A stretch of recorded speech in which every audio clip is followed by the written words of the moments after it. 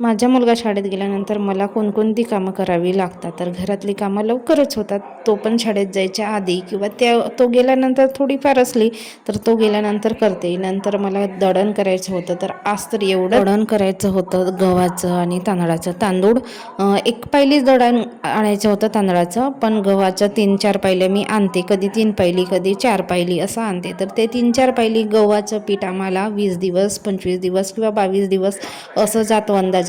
नीट करून झाल्यानंतर थोडा वेळ उन्हामध्ये ठेवलं, कारण इतकी कडक ऊन तापली होती आणि अक्षरशः तर कंबर मोडून गेलं. इथे बघा मी लावलेली झाडं हिरवीगार तर आहेतच आहेत, तर इथे कारल्या ज्या अशाच फेकल्या होत्या मी, तर त्या जगलेल्या आहेत, त्यांची छान अशी वेलं गेली.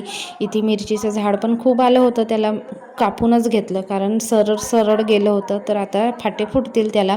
आणि इकडे बघा अद्रकाचं झाड पण छान आलेलं आहे आणि इथे डब्बल जास्वंद आहे, त्याचं फूल ते पण कांड्या आणलेले आहेत. कधी गावी गेली तर मी घेऊन जाणार. त्याचे डब्बे सुद्धा घासून घेतले आणि त्यांना पण उन्हामध्ये वाढवायला ठेवले आणि संध्याकाळी दळायला जाणार मी. आणि पोळ्याचा दिवस होता, तर दिवसभर गिरणी चालू राहणार होती.